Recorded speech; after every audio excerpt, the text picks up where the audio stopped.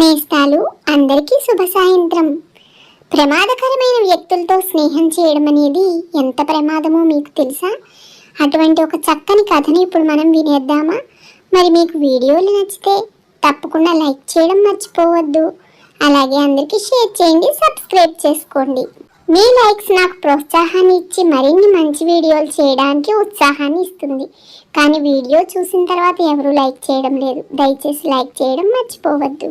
అనగనగా ఒక తాబేలు మరియు ఒక తేలు చాలా మంచి స్నేహితులుగా ఉండేవారు.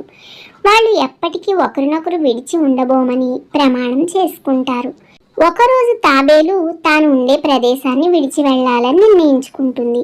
అప్పుడు తేలు తాబేలుతో ఇలా అంటుంది, మరి నీవు నన్ను విడిచి వెళ్ళిపోతుంటే నాకు చాలా బాధగా ఉంటుంది మిత్రమా. కాబట్టి నేను కూడా నీతో వస్తాను. నువ్వు ఎక్కడ ఉంటే నేను అక్కడే ఉంటాను అంటుంది.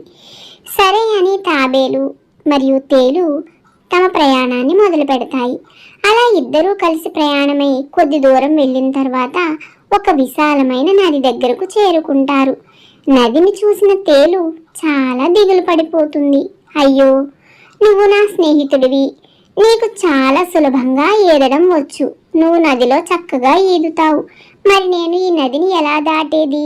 నీతో ప్రయాణం ఎలా సాగించేది అంటుంది.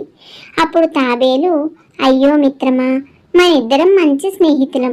నువ్వు ఎందుకు బాధపడుతున్నావు? నేను నదిని దాటేటప్పుడు నిన్ను కూడా నాతో పాటే తీసుకువెళ్తాను. నువ్వు నా వీపు మీద కూర్చో. నేను నిన్ను ఈ నదిని చక్కగా దాటిస్తాను అంటుంది. అలా తేలు తాబేలు యొక్క దృఢమైన వీపు మీద ఎక్కి కూర్చుంటుంది. తాబేలు నీటిలోకి దిగి నెమ్మదిగా నీటిలో ఈదడం మొదలు పెడుతుంది. నది మధ్యలోకి వచ్చేసరికి తాబేలు వీపు మీద ఏదో గుచ్చుకుంటున్నట్లుగా అనిపిస్తుంది. అంతేకాదు, ఏదో టపటపా కుట్టిన శబ్దం వినిపిస్తుంది. దానితో తాబేలు ఆశ్చర్యపోయి తేలునిలా ప్రశ్నిస్తుంది, మిత్రమా, నీవు నా వీపు మీద కూర్చుని ఏం చేస్తున్నావు? నాకేదో గుచ్చుకుంటున్నట్లుగా అనిపిస్తోందేమిటి అంటుంది. అప్పుడు తేలు చాలా ప్రశాంతంగా ఇలా అంటుంది, ఏం చేస్తున్నానా? నా కాటుకు పదును పెట్టుకుంటున్నాను.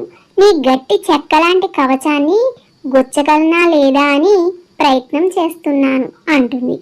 అది విన్న తాబేలు చాలా బాధపడి కోప్పడుతుంది. అహంకారమైన స్నేహితుడా, నీకు తగిన శిక్ష ఇవ్వడం నాకెంత మాత్రమూ ఆలస్యం కాదు. నీ బుద్ధిని పోనిచ్చుకున్నావు కాదు అంటూ వెంటనే తాబేలు తన వీపును నీళ్లలోకి లోతుగా ముంచుతుంది.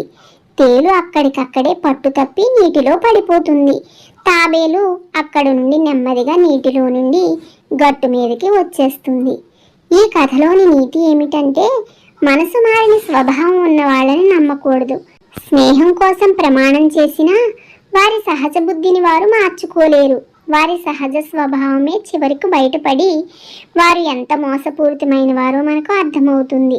అయితే మనం అర్థం చేసుకుని మనల్ని మనం రక్షించుకోగలిగితే పర్వాలేదు. కానీ ఆ మోసపూరితమైన స్నేహితుల వలలో మనం పడితే మనం చాలా బాధపడాల్సి వస్తుంది. అందుకే చెడు స్వభావం ఉన్న వారికి దూరంగా ఉండడమే ఎంతైనా మంచిదని ఈ కథ ద్వారా మనకు అర్థమవుతోంది.